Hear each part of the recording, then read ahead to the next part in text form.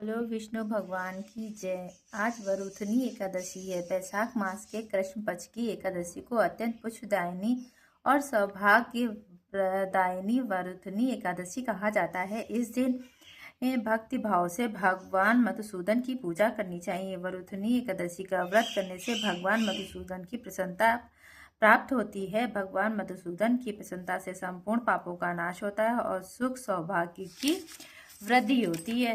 कामदा एकादशी का संपूर्ण वृत्तांत सुनने के पश्चात महाराज युधिष्ठिर ने भगवान विष्णु से विनती की कि हे मधुसूदन, आप मुझे वैशाख मास के कृष्ण पक्ष की एकादशी के नाम व्रत विधान और पुष्य प्राप्त के बारे में विस्तार पूर्वक बतलाइए।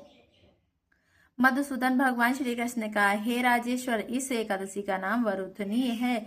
यह सौभाग्य देने वाली है, सब पापों का नाश करने वाली है तथा अंत में मोक्ष को देने वाली है। इस व्रत के प्रभाव से यदि कोई अभागिनी स्त्री करे तो उसको सौभाग्य मिलता है। इस वरुथनी एकादशी के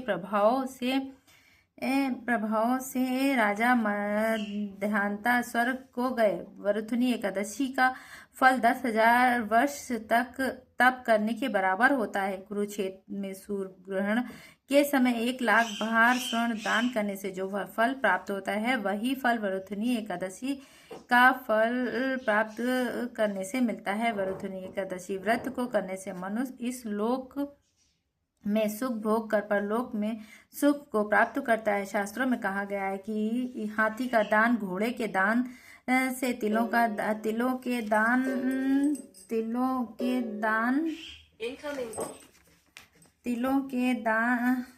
से तथा दान से, स्वर्ण के दान से, अन्न का दान श्रेष्ठ है। अन्न के दान से बराबर कोई दान नहीं है।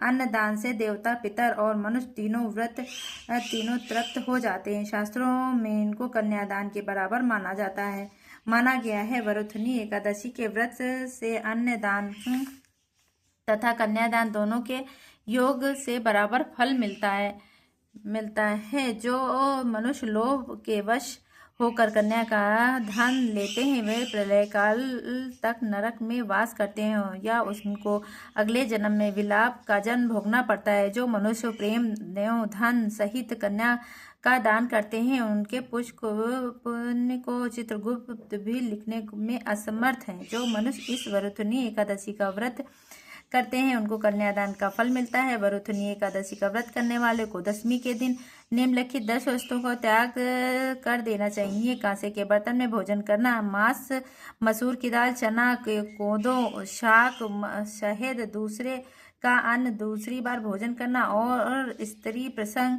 व्रत वाले दिन जुआ नहीं खेलना चाहिए तथा शयन भी नहीं करना चाहिए। इस दिन पान खाना, दातुन करना, दूसरे की निंदा करना और चुगली करना एवं पापी मनुष्यों के साथ बातचीत करना सब त्याग देना चाहिए। उस दिन क्रोध और मिथ्या भाषण भी नहीं करना चाहिए। हे राजन, जो मनुष्य विविध इस एकादशी का व्रत करते हैं, उनको स्वर्गलोक की प्राप्ति होती है। अतः प्रत्येक मनुष्य को यह व्रत अवश्य करना चाहिए तथा सब पापों से डरना चाहिए। इस व्रत के महात्म्य को पढ़ने तथा सुनने पश्चात से 1,000 गोदान का फल मिलता है। इसका फल गंगा स्नान के फल से भी अधिक है।